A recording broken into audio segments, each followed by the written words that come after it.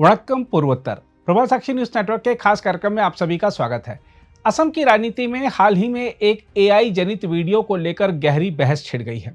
दरअसल भारतीय जनता पार्टी की असम इकाई ने अपने आधिकारिक एक्स हैंडल से इसे साझा किया, जिसके बाद विपक्षी दलों और सामाजिक संगठनों ने कड़ी प्रतिक्रिया दी। वीडियो में दिखाया गया है कि यदि बीजेपी सत्ता में न रहे तो असम का भविष्य किस तरह बदल सकता है। एआई वीडियो में मुस्लिम आबादी का वर्चस्व, सार्वजनिक स्थलों पर कथित अतिक्रमण और विपक्षी नेताओं को पाकिस्तान से जोड़ने जैसी तस्वीरें इस वीडियो में उकेरी गई हैं। विपक्षी दलों का आरोप है कि यह सामग्री धार्मिक ध्रुवीकरण की कोशिश है और इससे समाज में नफरत का माहौल पनप सकता है।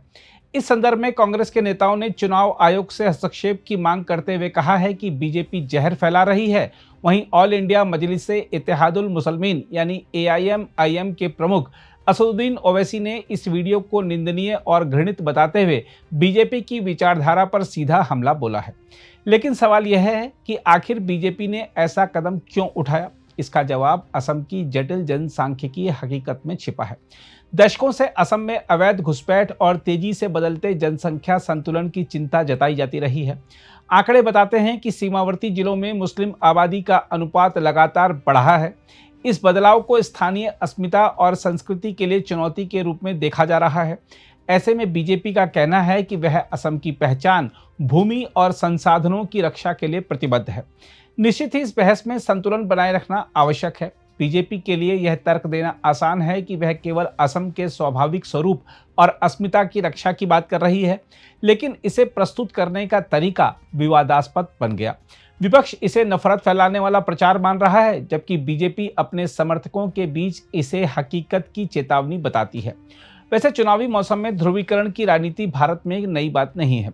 लगभग सभी दल अपने अपने वोट बैंक को साधने के लिए इस तरह की रणनीतियां अपनाते हैं। कांग्रेस पर भी अतीत में तुष्टीकरण की राजनीति के आरोप लगते रहे हैं।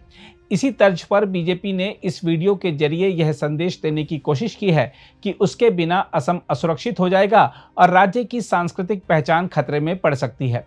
लेकिन राजनीति के साथ साथ सामाजिक जिम्मेदारी भी उतनी ही अहम है।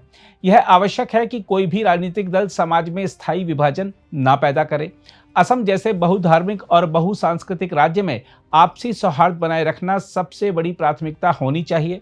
जो भी पार्टी सत्ता में आए, उससे यह अपेक्षा रहेगी कि वह विकास, रोजगार, शिक्षा और स्वास्थ्य जैसे मुद्दों पर ध्यान केंद्रित करे, न कि केवल धार्मिक पहचान के आधार पर जनता की भावनाएं भड़काए। फिर भी यह सत्य है कि चुनावों से ठीक पहले इस तरह के विमर्श अधिक तेज हो जाते हैं। असम का भूगोल, सीमावर्ती स्थिति और ऐतिहासिक अनुभव इसे और भी संवेदनशील बना देते हैं। बीजेपी ने जिस तरह से एआई तकनीक का उपयोग कर एक भविष्य की कल्पना पेश की, वह यह दर्शाता है कि तकनीक अब चुनावी अभियानों का अहम हिस्सा बन चुकी है।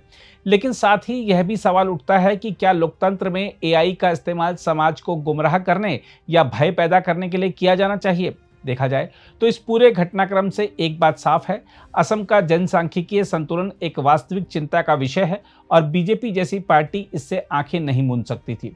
लेकिन इस चिंता को व्यक्त करने का तरीका कैसा हो, यही लोकतांत्रिक राजनीति की असली कसौटी है। सौहार्द और सह अस्तित्व को बनाए रखते हुए ही किसी भी मुद्दे को उठाया जाना चाहिए। बहरहाल यह हम सबकी सामूहिक जिम्मेदारी है कि हम राजनीति की दिशा तय करें। क्या हम अपने मत से नफरत और डर को बढ़ावा देंगे या फिर विकास और एकता की राह को मजबूत करेंगे? यही सवाल असम की जनता और पूरे देश के सामने आज खड़ा है। हम आपको यह भी बता दें कि असम कांग्रेस की ओर से बीजेपी के इस एआई वीडियो के बारे में पुलिस को शिकायत दी गई है। See, BJP has gone to such a cheap extent that they are using all those provocative, videos to get attention from the public, and which we Congress Party entirely do not believe on all these tactics because they are using AI and they are trying to spread all these communal videos, which is actually not accepted.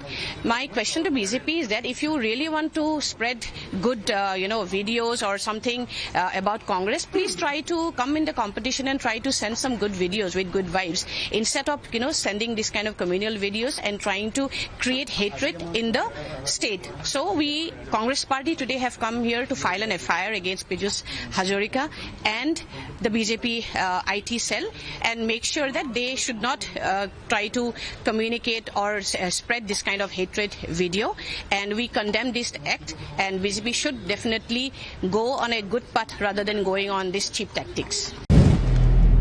अगर आप भी लेना चाहते हैं देश दुनिया की तमाम जानकारी तो आज ही सब्सक्राइब करें हमारे चैनल को।